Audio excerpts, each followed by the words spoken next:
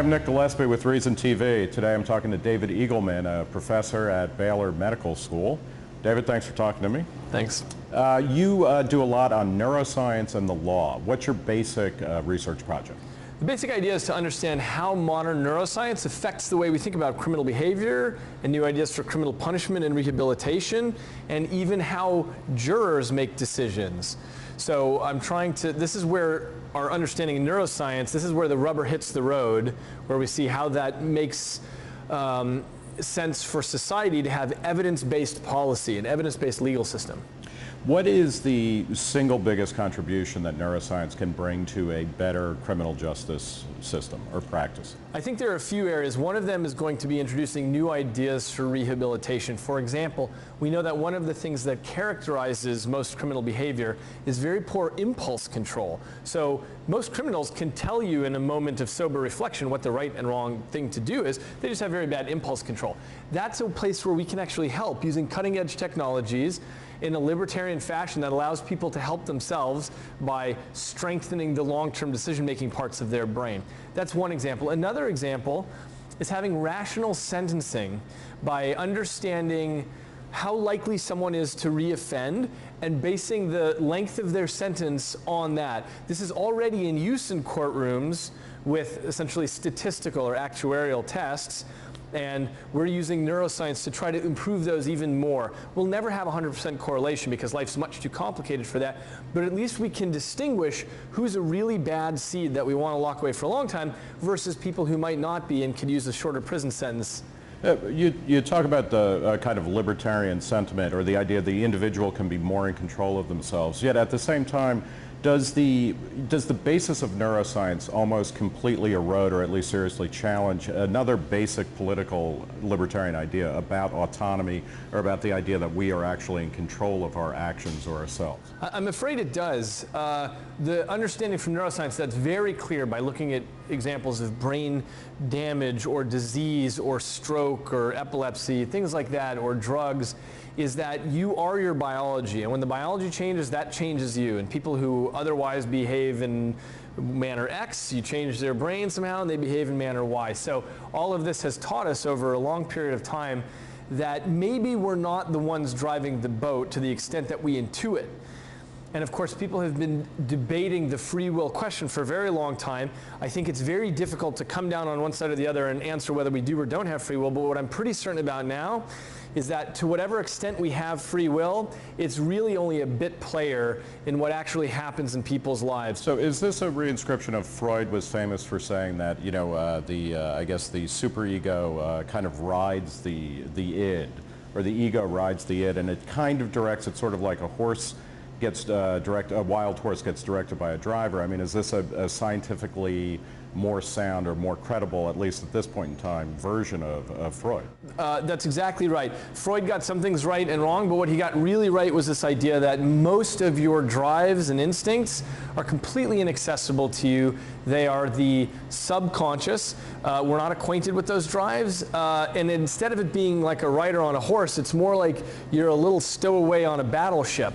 The conscious brain just doesn't have that much influence over who you are. And so when you look at a criminal and you say, well, that guy, I wouldn't have done that. We should make that guy hurt because he made a bad free will decision. It's not clear that your brain and his brain are anything alike.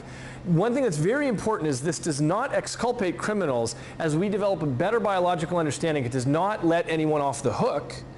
Instead, we're still going to lock people away, but it allows us to do rational sentencing, to introduce new ideas for rehabilitation, and to better understand how to incentivize, how to structure incentives in the society.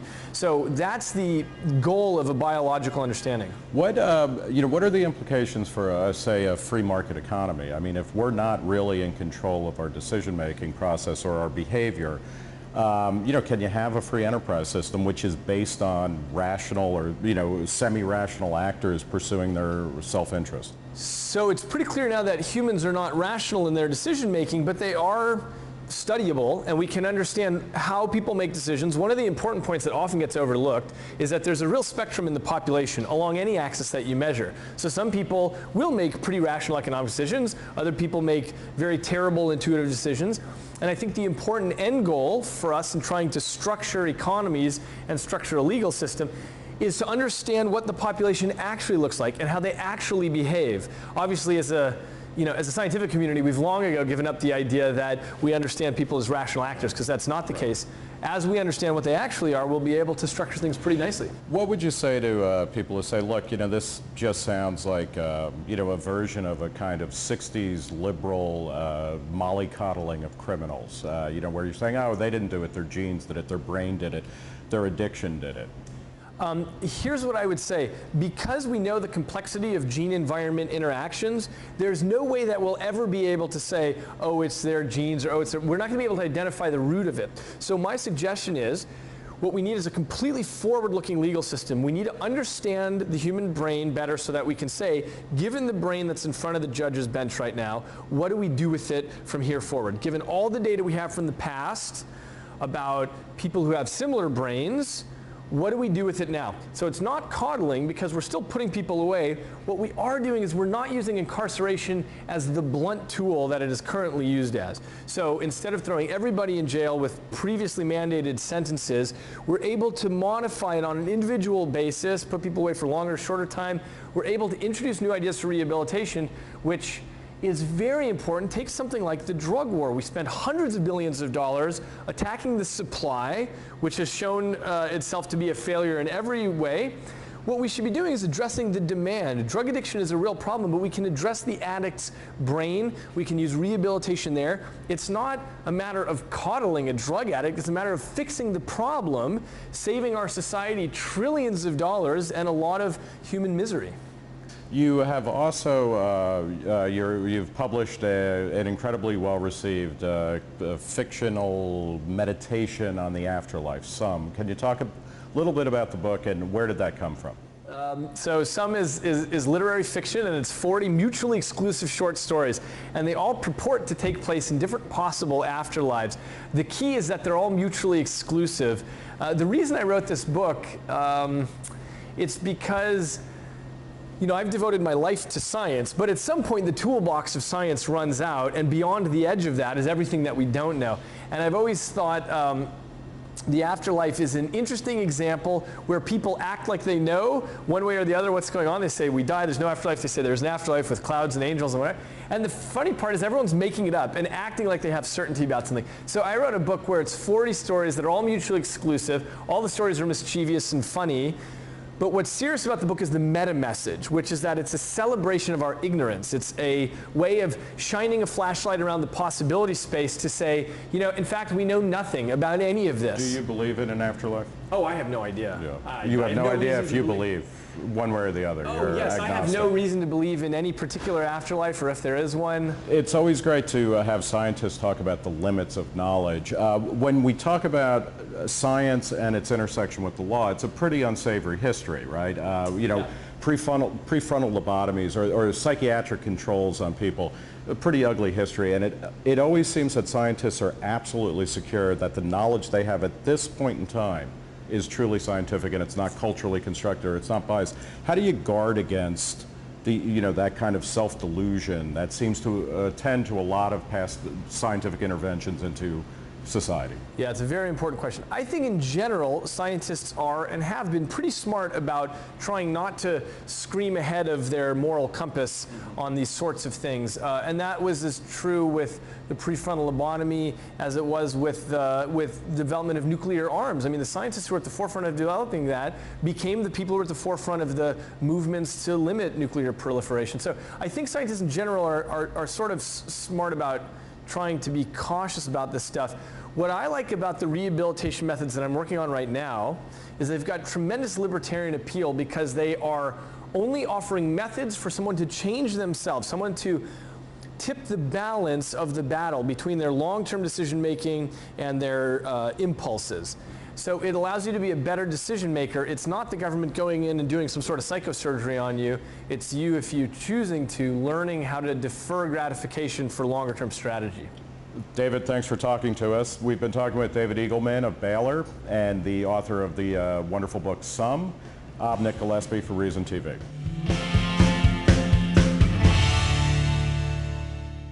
To a better criminal justice system or practice? I think there are a few areas. One of them is going to be introducing new ideas for rehabilitation. For example, we know that one of the things that characterizes most criminal behavior is very poor impulse control. So most criminals can tell you in a moment of sober reflection what the right and wrong thing to do is. They just have very bad impulse control. That's a place where we can actually help using cutting statistical or actuarial tests. And we're using neuroscience to try to improve those even more. We'll never have 100% correlation because life's much too complicated for that, but at least we can distinguish who's a really bad seed that we want to lock away for a long time versus people who might not be and could use a shorter prison sentence. You talk about the kind of libertarian sentiment, or the idea the individual can be more in control of themselves. Behavior and new ideas for criminal punishment and rehabilitation, and even how jurors make decisions. So I'm trying to, this is where our understanding of neuroscience, this is where the rubber hits the road, where we see how that makes sense for society to have evidence-based policy, an evidence-based legal system. What is the single biggest contribution that neuroscience can bring?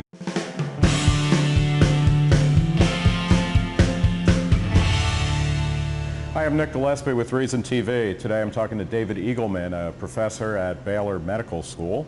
David, thanks for talking to me. Thanks. You do a lot on neuroscience and the law. What's your basic research project? The basic idea is to understand how modern neuroscience affects the way we think about criminal behavior technologies in a libertarian fashion that allows people to help themselves by strengthening the long-term decision-making parts of their brain.